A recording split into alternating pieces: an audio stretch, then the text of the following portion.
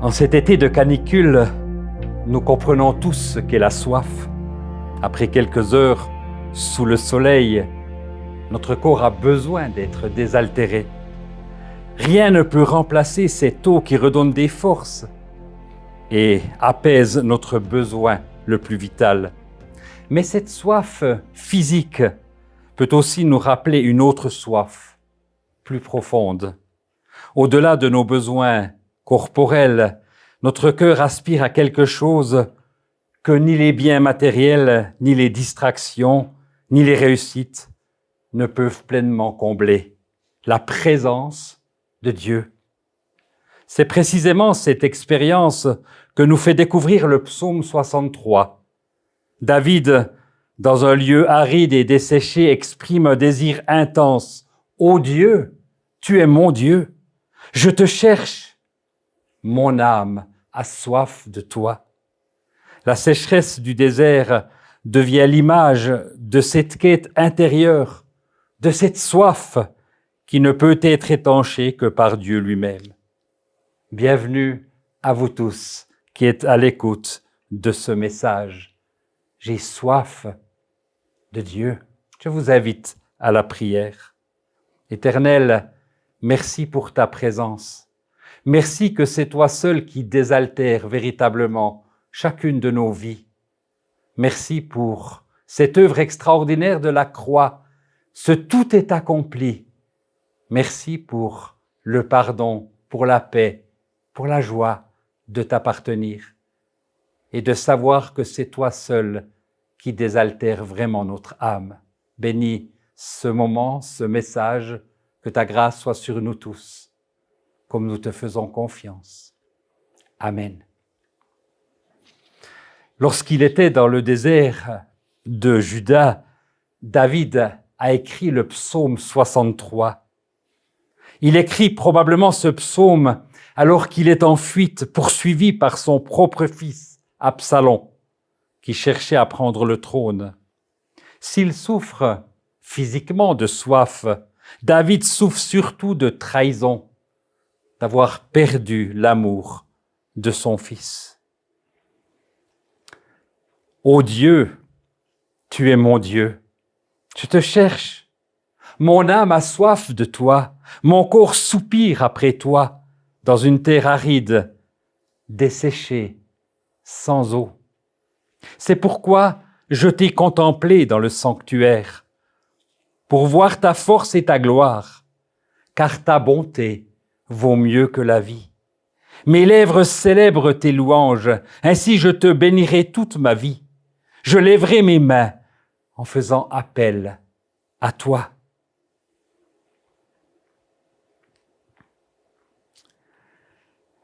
Je serai rassasié comme par une nourriture succulente et abondante, et avec des cris de joie sur les lèvres, je te célébrerai. Lorsque je penserai à toi sur mon lit, lorsque je méditerai sur toi pendant les heures de la nuit, oui, tu es mon secours. Et je crie de joie à l'ombre de tes ailes. Mon âme est attachée à toi. Ta main droite me soutient. Mais ceux qui cherchent à ruiner ma vie iront dans les profondeurs de la terre. Ils seront livrés à l'épée. Ils seront la proie des chacals. Le roi se réjouira en Dieu. Tout homme qui prête serment par lui pourra s'en féliciter, car la bouche des menteurs sera fermée. Le désert est un lieu aride. C'est une terre desséchée, sans eau. C'est un lieu où il fait chaud, très chaud. C'est un lieu où il peut faire très froid. C'est un lieu où on tourne en rond, un lieu où l'on se perd. C'est un lieu où l'on a soif. Les circonstances nous donnent parfois le sentiment que nous sommes au milieu du désert. Parfois, il faut une montagne. Parfois, il faut des eaux troublées. Parfois, il faut un désert pour changer notre regard. En tant que chrétiens, nos déserts peuvent prendre différentes formes et significations. Le désert peut être de la maladie, de la souffrance. Le désert également émotionnel du découragement, des pensées négatives, de la peur du lendemain. Le désert également relationnel, le célibat par exemple, le veuvage, les blessures de la vie, le désert spirituel où Dieu semble loin de nous. Pour approfondir notre connaissance de Dieu, il faut bien souvent passer par le désert. Peut-être que quelqu'un parmi nous se trouve dans un ou plusieurs de ces déserts. Comment sortir? Quelles ressources David a-t-il trouvé? Mon Dieu, tu es mon Dieu. Je te cherche. Mon âme a soif de toi. Mon corps soupire après toi. David cherche Dieu. Cette soif spirituelle non identifiée en tant que telle par les non-croyants se trouve en chacun de nous. Qui que nous soyons, Dieu a mis en nous cette soif de lui, la pensée de l'éternité, ce besoin fondamental de communion avec lui. Contempler la puissance de Dieu et l'adorer devrait être notre préoccupation première. Non seulement parce que c'est juste, mais parce que seule une relation vivante avec Dieu satisfait nos besoins les plus profonds. Je me souviens de cet artiste qui avait peint à Florence, en Italie, une œuvre magnifique sur le sol. Il avait consacré tous ses efforts pour dessiner quelque chose d'éphémère, une averse, et il ne restera plus rien de cette œuvre. C'est très révélateur des plaisirs éphémères. Comme le disait cet acteur bien connu, Jim Carrey, je pense que tout le monde devrait devenir riche et célèbre et faire tout ce qu'il n'a jamais rêvé, afin qu'il puisse voir que ce n'était pas la solution. Est-ce que j'ai soif de plus que tout ce que ce monde peut offrir en plaisir éphémère? Soif d'avoir une vie qui compte vraiment. Soif de durabilité, un terme très actuel. Durabilité dans le sens spirituel. Avoir soif de Dieu. Non pas soif de sensations fortes, d'émotions extraordinaires qui, elles aussi, passeront, mais soif de la joie de l'Éternel, qui est notre force, soif de paix, de cette paix que Jésus donne. Je vous donne ma paix, je vous laisse ma paix, non pas comme le monde donne, que votre cœur ne se trouble point et ne s'alarme point. Soif de vérité, soif de pureté, soif de méditation de la parole de Dieu, non par contrainte, mais par besoin. Soif d'apprendre, soif d'une vie de prière, soif d'adoration, soif surtout de la présence de Dieu dans ma vie. C'est cela qui désaltère vraiment. C'est cela qui nous conduit dans la louange. Celui qui boira de l'eau que je lui donnerai, a dit Jésus, n'aura plus jamais soif. Et l'eau que je lui donnerai deviendra en lui une source d'eau qui jaillira jusque dans la vie éternelle. Cela, chers amis, il faut le rechercher. Ô Dieu, tu es mon Dieu, je te cherche. Mon âme a soif de toi. Mon corps soupire après toi dans une terre aride et desséchée sans eau. Ce profond besoin de Dieu, de Jésus dans ma vie. Timothy Keller, pasteur, évangéliste, professeur, auteur, dans un de ses livres qui s'intitule « Rencontre avec Jésus », raconte un fait touchant. Je le cite.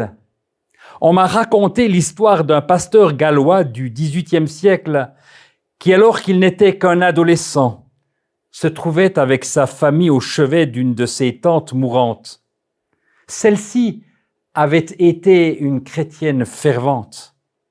Alors que tout le monde la croyait inconsciente, quelqu'un a dit tout haut, quel dommage. Elle a eu une vie si dure, ses deux époux sont morts, et elle a souvent été malade. Pour couronner le tout, elle meurt sans sou. Soudain, la mourante a levé les yeux, a regardé autour d'elle. Qui a dit que j'étais pauvre? Je suis riche de Dieu, et bientôt je me tiendrai devant lui. Après avoir dit ces paroles, elle s'en est allée rejoindre celui qui l'avait totalement désaltérée. On comprend facilement l'impact que cette déclaration a eu sur son entourage. Cette femme était habitée par la paix de Jésus parce qu'elle lui avait confié toute sa vie. Elle affirmait en substance, avec Jésus, j'ai le seul époux qui ne peut pas mourir. J'ai la seule richesse qui ne peut jamais disparaître. Et mon Sauveur a depuis longtemps réglé la question du péché, la seule maladie qui peut vraiment me tuer. Comment pouvez-vous dire que je suis pauvre? Elle était riche de la présence de Dieu, comme la veuve qui a déposé dans le tronc toute sa fortune qui se résumait à quelques pièces d'argent. Elle a donné plus que tous les autres, dira Jésus. Elle était riche de Dieu. David n'aspire pas seulement à croire en Dieu, mais à faire l'expérience de la présence de Dieu. Il est possible de voir le Seigneur non pas avec nos yeux physiques, mais par la foi. C'est pourquoi, dit-il au verset 3, « Je te contemple dans le sanctuaire pour voir ta face et ta gloire. Ta bonté vaut mieux que la vie. Mes lèvres célèbrent tes louanges. Je te bénirai toute ma vie. Je lèverai mes mains en faisant appel à toi. Je suis rassasié comme par une nourriture succulente et abondante, et avec des cris de joie sur les lèvres. Je te célébrerai. Tu es mon secours, et je crie de joie à l'ombre de tes ailes. Mon âme est attachée à toi. Ta main droite me soutient. » Est-ce que David est sorti du désert? Non. Ici, le désert reste le désert. Mais ce qui a changé, c'est sa manière de le traverser. Voilà en quoi consiste le fait de trouver notre plaisir en Dieu, non pas pour ce qu'il peut nous donner dans la vie, mais pour ce qu'il est lui-même. Le résultat de cette expérience se traduit par une affirmation de son identité. Au verset 12, il est écrit d'une manière très particulière, « Le roi se réjouira en Dieu ». Est-ce que David avait sujet de se réjouir? Est-ce que le contexte dans lequel il se trouvait était favorable? Pourtant, il affirme la source de sa joie. Elle est en Dieu, en celui qui le désaltère. Il affirme son identité. Voyez, est-il dit, quel amour le Père nous a témoigné pour que nous soyons appelés enfants de Dieu. Et nous le sommes. Voilà notre identité.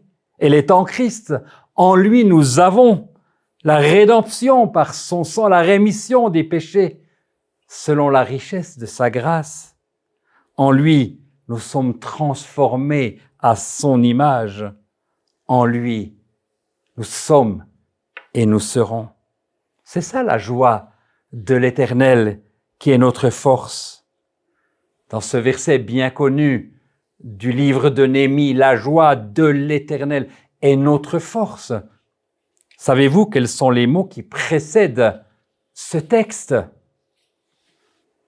Ne soyez pas tristes, a dit Néhémie au peuple, car la joie de l'Éternel sera votre force.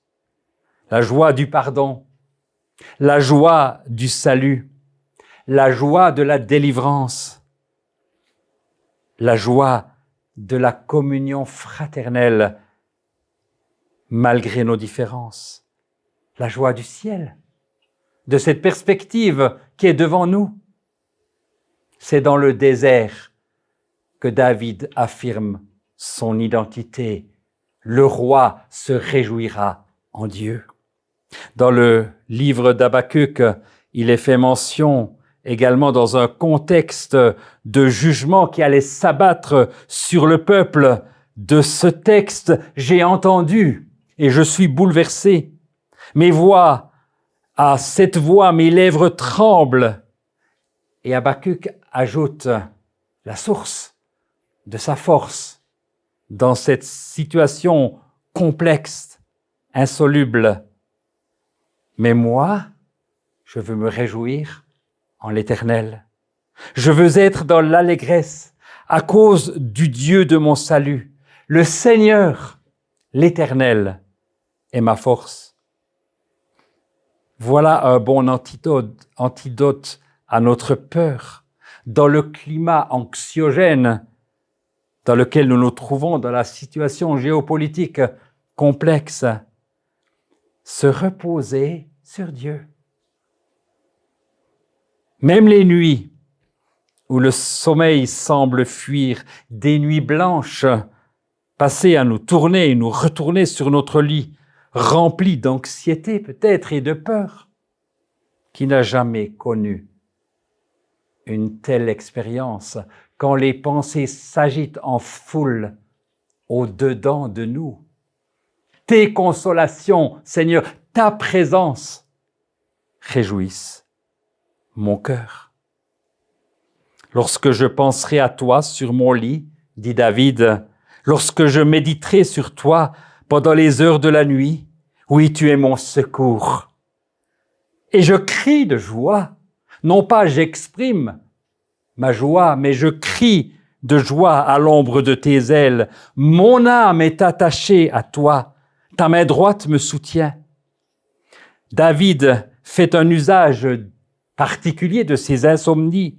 Il chante pour Dieu, il le loue, il réfléchit à son amour, à sa bonté, à sa protection. Il s'attache à Dieu, aussi proche qu'un poussin sous les ailes de sa maman poule.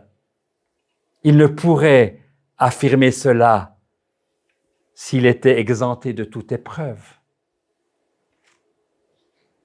La Bible contient de nombreux exemples où cette joie de l'Éternel a été exprimée dans des situations de désert, comme Paul et Silas emprisonnés, qui au milieu de la nuit ont chanté un cantique à l'Éternel. Et j'aimerais citer ici un exemple qui est peut-être connu, mais qui me marque, qui m'a marqué et qui est pour moi source de grande consolation. C'est l'exemple de Marie Durand. En 1598, le roi Henri IV a imposé ce que l'on appelle l'édit de Nantes. Il a mis fin aux guerres de religion qui ont ensanglanté la France depuis 1562. Protestants et catholiques pouvaient désormais coexister pacifiquement. Un peu plus d'un siècle plus tard, en 1685, le roi Louis XIV a révoqué cet édit de Nantes. Et à partir de cette date, les protestants que l'on appelle les Huguenots ont subi une dure répression. Les temples sont détruits. Les pasteurs ont 15 jours pour abjurer, pour se convertir au catholicisme ou quitter la France. Certains se sont réfugiés en Suisse, en Allemagne, en Hollande, en Angleterre. On se cache alors pour entendre la parole de Dieu. On parle d'assemblée dans le désert, avec le risque d'être surpris, arrêté, emprisonné. C'est un siècle environ de persécution. Celles et ceux qui sont surpris sur le fait sont condamnés pour fait de religion à la prison. Ils sont relégués dans les couvents. Les femmes sont rasées. Pierre Durand, c'est un homme qui est destiné à devenir juriste. Mais finalement, puisque les pasteurs sont partis, il abandonne cette voie pour être prédicateur ou prédicant. Ne parvenant pas à le capturer, les autorités s'attaquent alors à sa famille pour l'obliger à se rendre. Son père est incarcéré et sa sœur, justement, cette Marie Durand, est arrêtée en 1730. Elle a 19 ans, elle vient de se marier, certainement pour la protéger.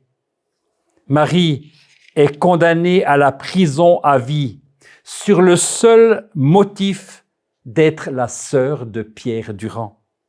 2 ans plus tard, son frère Pierre est arrêté, il est pendu publiquement.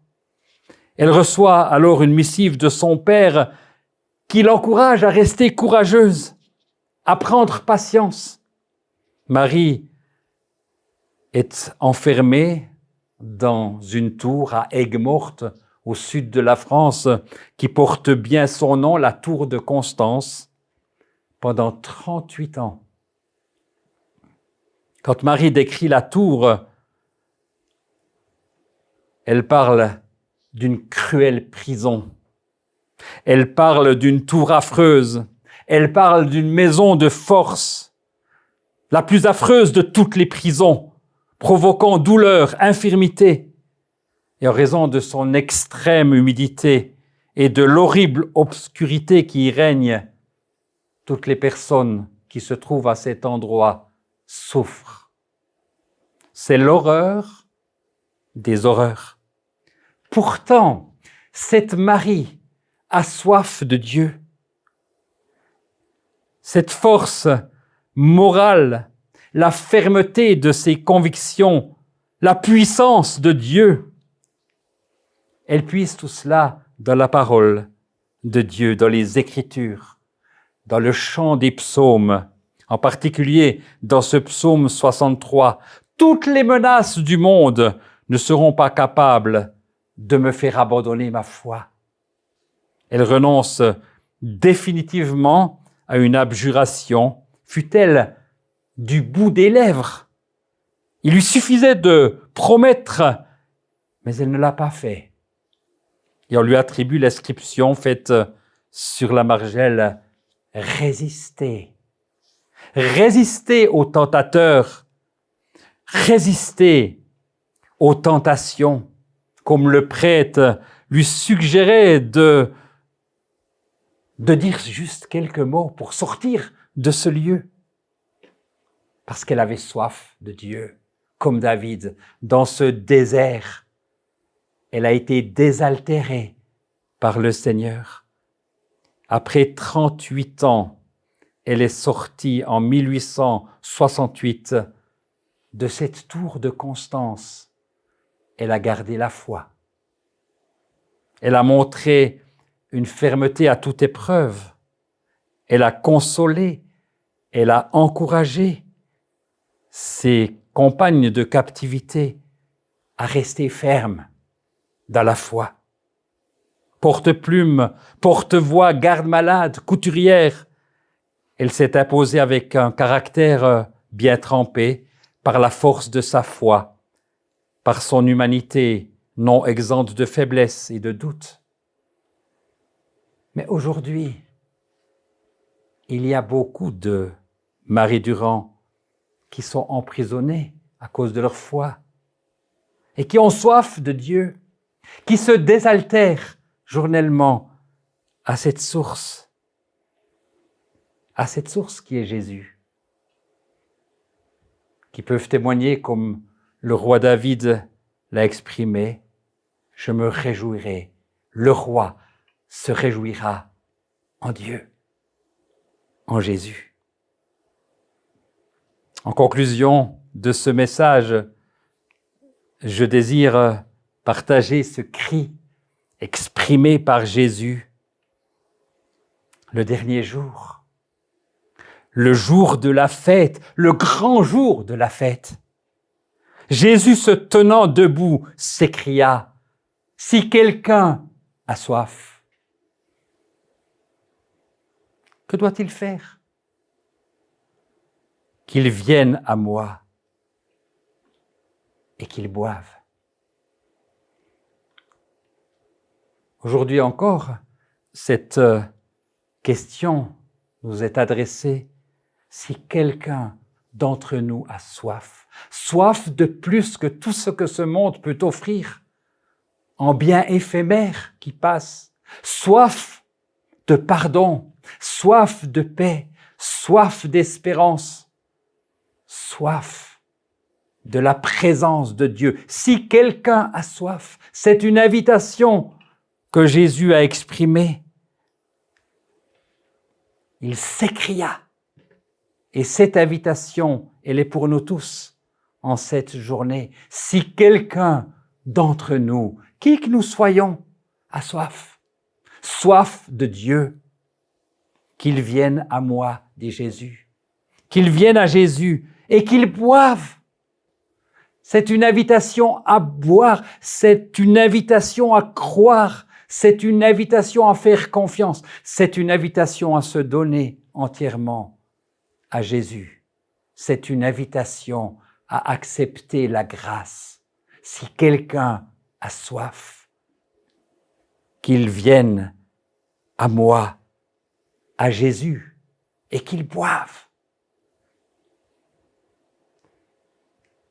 Et Jésus ajoute, « Celui qui croit en moi, celui qui me fait confiance, celui qui me confie toute sa vie, celui qui croit en moi, des fleuves d'eau vive couleront de son sein, comme dit l'Écriture. » Soif de Dieu. Est-ce que cette soif a été désaltérée par celui qui seul peut nous combler entièrement? Je vous invite à la prière. Éternel, merci du fond de mon cœur, merci parce qu'un jour tu m'as désaltéré. Moi aussi j'étais dans un désert spirituel, cherchant à te plaire par mes propres efforts. Mais un jour j'ai appris que c'est toi seul qui désaltère, que c'est toi seul qui offre une vie nouvelle, le pardon, la paix, la joie, indépendamment de toute église ou communauté, c'est toi seul que nous avons besoin. Et en croyant de tout mon cœur, en te remettant non pas seulement mes péchés, mais toute ma vie, j'ai réalisé que cette eau me désaltère entièrement. Oh, que cette eau puisse être la source de notre communion avec toi, la source de notre communion fraternelle, la source de la vie qui jaillit jusque dans la vie éternelle. Merci, parce que toi seul, Jésus, tu es digne de louange, d'adoration, au siècle des siècles. Amen. Merci d'avoir été à l'écoute de ce message et de le prolonger dans chacune de nos vies par cette lecture de la parole de Dieu, par ce désir de plus qu'une vie peut-être empreinte de nous-mêmes, de pouvoir journellement revenir à la source pour être désaltérés et pour recevoir ce que seul le Seigneur peut véritablement nous donner. Vous êtes invités à revenir sur le même site dans 2 semaines pour entendre un autre message. Que Dieu vous bénisse et qu'il vous garde et que sa grâce soit sur vous tous. Amen.